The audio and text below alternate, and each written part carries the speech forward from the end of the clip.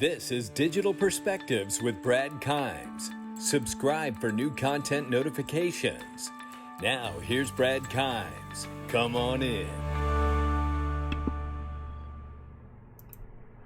Good morning. Welcome back to the show. You can follow me on Twitter at @BackupBradleyAbove at the top of the screen and everything that we're talking about here today. Okay, I just wanted to point out real quick, because we covered this over the weekend or late last week, that there is a bill from Senator Brown about a digital dollar and digital dollar wallet to be made and maintained for every American on the planet, every citizen. It is only introduced at this point. It hasn't passed the House or Senate. We will keep an eye on it.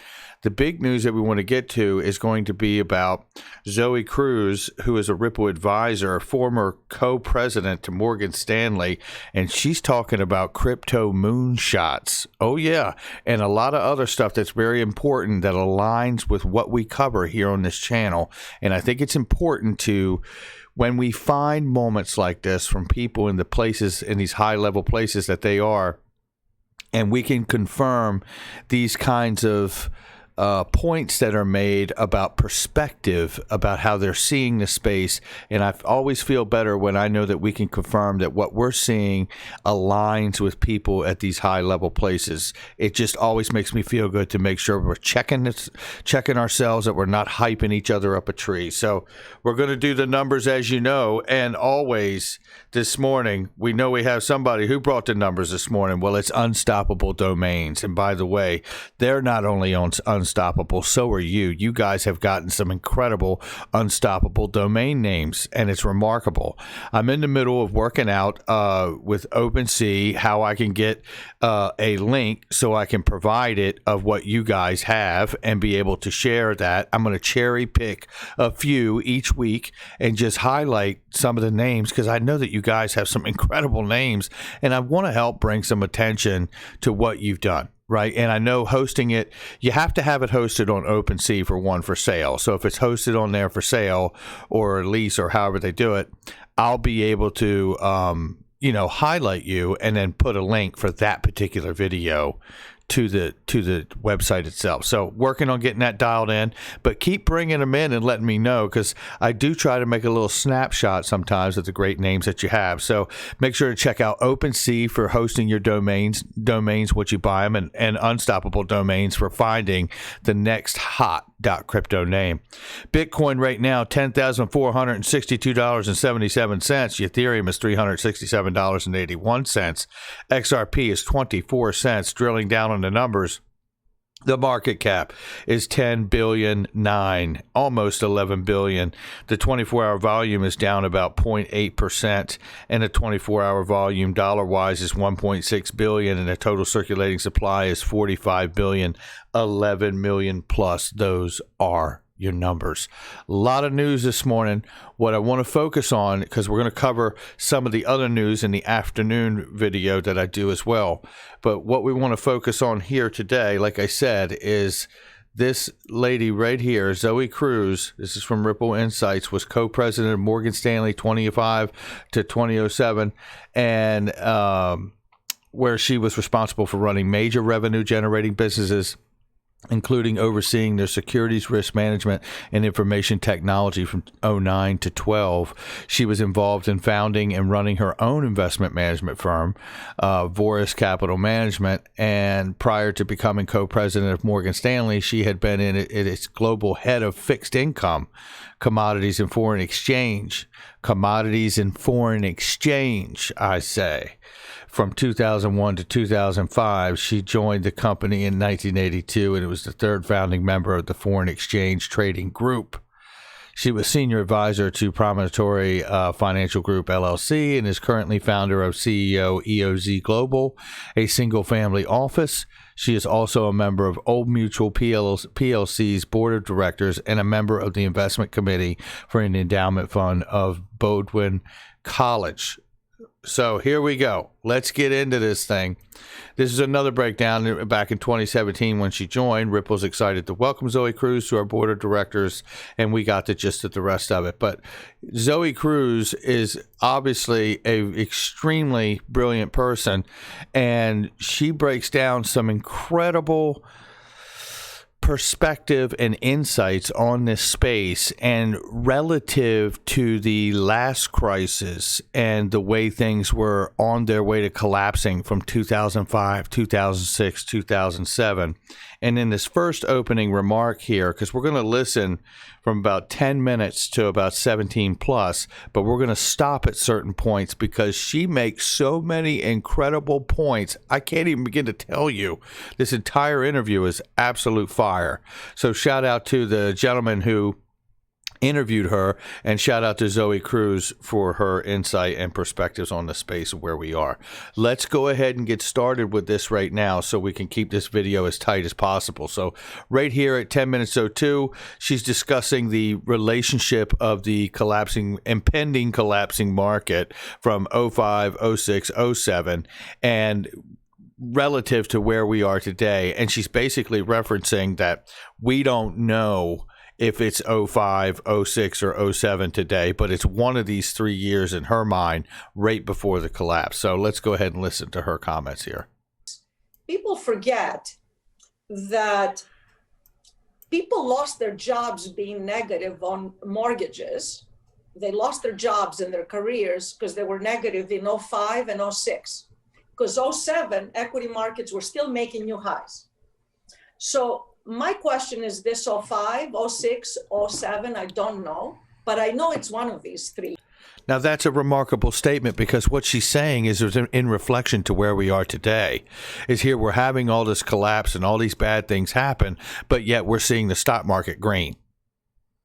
Years. And so coming back to the crypto world, it's desperation of how you're going to preserve capital that should drive you into some other things. And gold, real assets, to state the obvious, would be some of those things.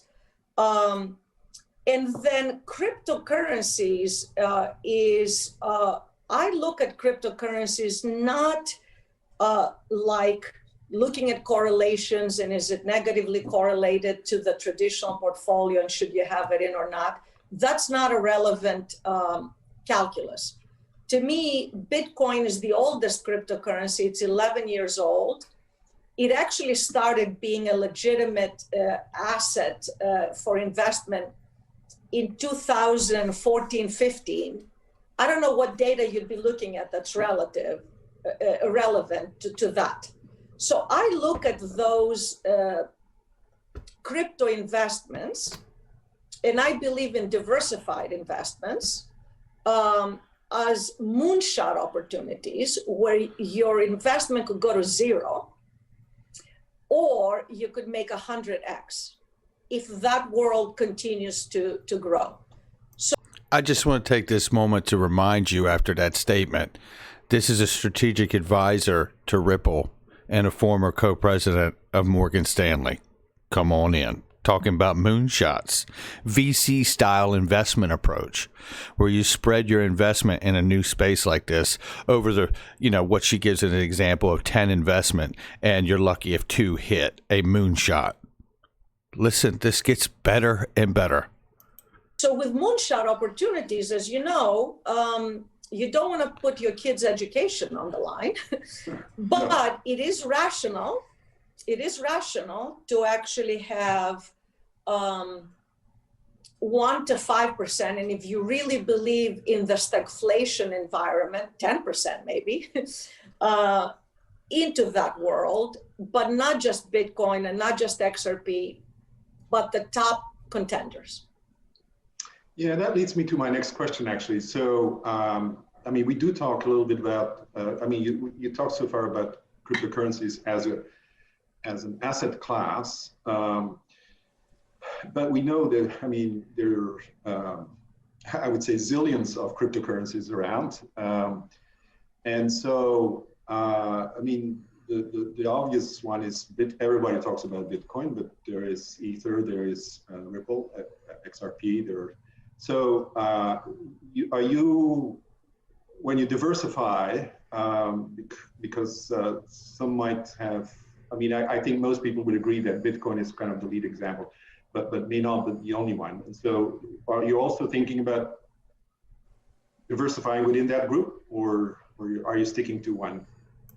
And before she gets started, let me just add here to a comment, just to, if you're not aware what stagflation is when you have inflation ensuing on your economy, and then also you have stagnation as far as the economic output. So I meant to do that a second ago, but there you go. Let's listen to her response here. So diversifying within that group. So the first step is a two-step diversification.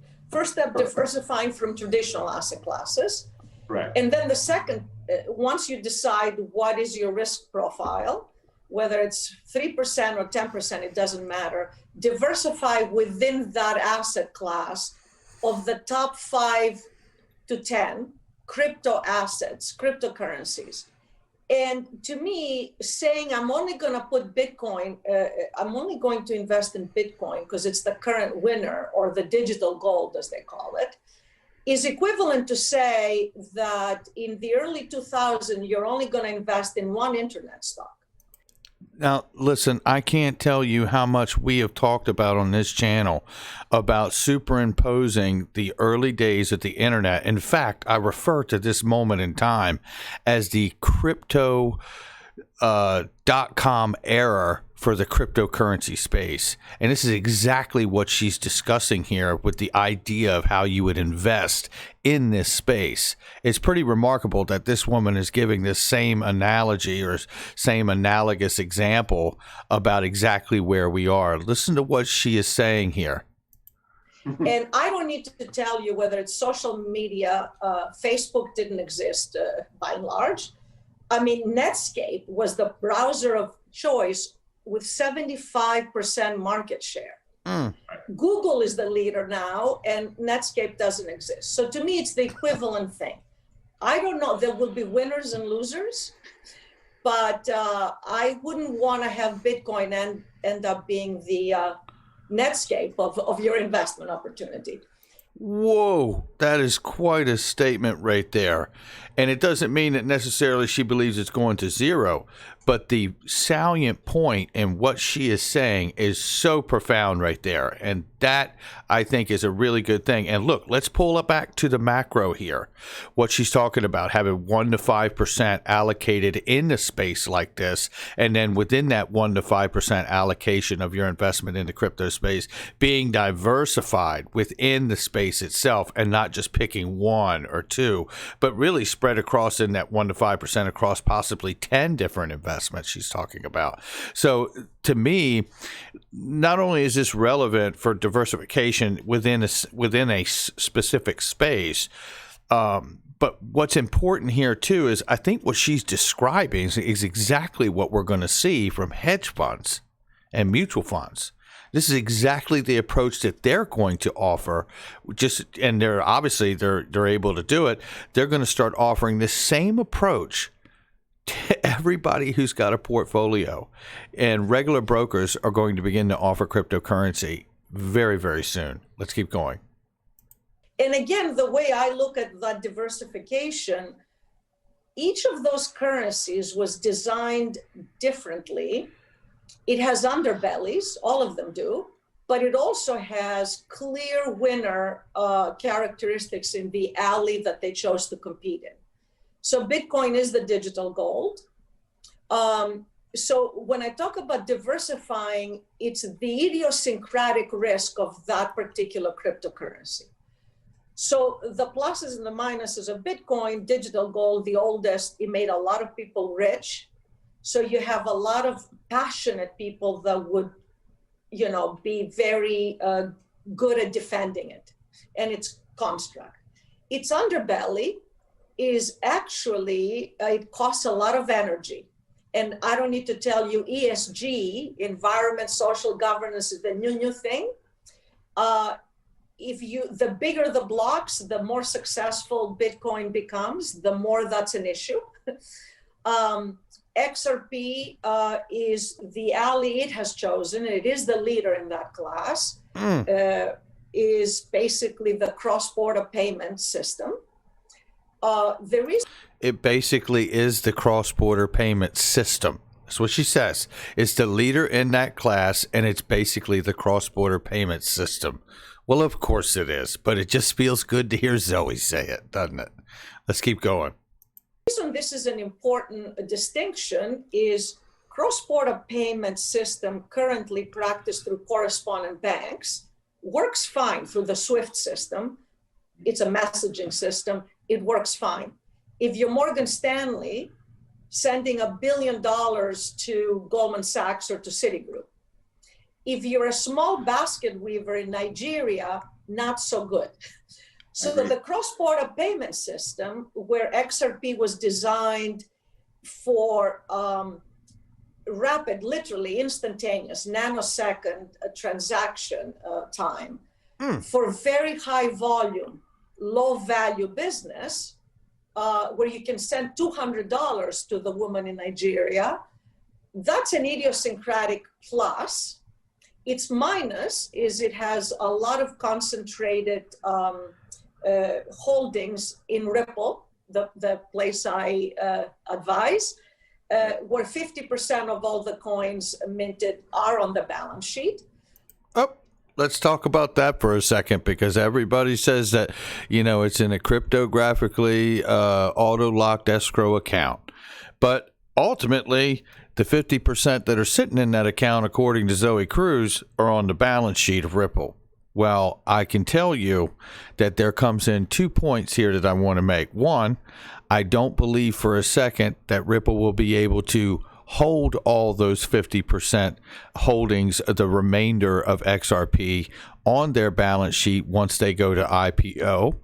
And number two, you have to ask yourself if pre-allocation has taken place and we find out that the 50% that are on their balance sheet currently end up being pre-allocated in a way or a manner that would show that they truly don't actually own it, even though they may be custodying the escrow. So we'll have to see how that shakes out. One thing I have to say and point out here is that she says it is the payment system. It is the cross-border payment system.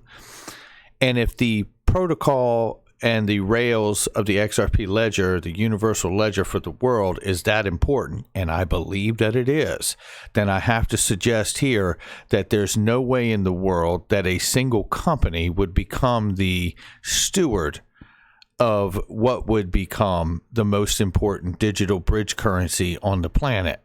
I don't believe that would happen for a minute. I'm reminded of what Miguel Villas said back in 2017, that possibly a third-party entity would be created to be able to look after the escrow in that manner. And that could be something that looks a lot like the G20 or the G7. Right? They could create a governance panel of world leaders to oversee the distribution of this asset. Okay, let's keep going for the moment here. Really great stuff. Let's keep going. So again, Ethereum. Ethereum is a very successful currency. Its ally is smart contracts. There are a lot of very smart people actually coding and doing a lot of building beautiful things on smart contracts on Ethereum.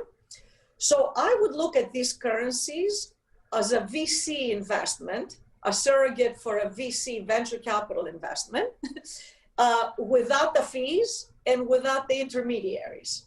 And as you know from VC investments, you're very, very good if you have 2 moonshots and 8 of them go to nothing. So that's how I view that world. Unbelievable. And I totally get where she's at. And as a speculator and a retail investor and a speculator in this new emerging market, that's exactly how I see myself, as somebody who's betting on a wide portfolio of assets. And I'm hoping that a few of those, certainly don't believe all of them will, but I'm hoping that a few out of those will absolutely moonshot because of the innovation, the tech itself, and the adoption of that tech and the use, meaning that we are going to see a transformation in the space where use case utility becomes the driver of price for the assets that will win. The actual practical application of an asset that has use case. That will be the new watermark for this space, and the ones that have it and get the adoption and the use will be the clear standout winners in this space. All right, guys, that's going to do it for me. I'm going to wrap it right there. There's a lot more news we're going to cover. Watch out for the next video to come. No doubt about that. And the other thing I want to tell you is if you have not got onto the XRP Rich list, sign up on this list right now. There will be a newsletter coming out sometime this week. So make sure you get onto that XRP Rich list, and we're going to cover the top 5 cryptos and if they've changed. And we're going to cover the top 5 pre-IPO picks as well as some other exclusive content for you, only for you, if you're on this newsletter. All right, guys, that's going to do it for me. Make sure you hit the like and subscribe, leave a comment below, and I will catch you on the next one.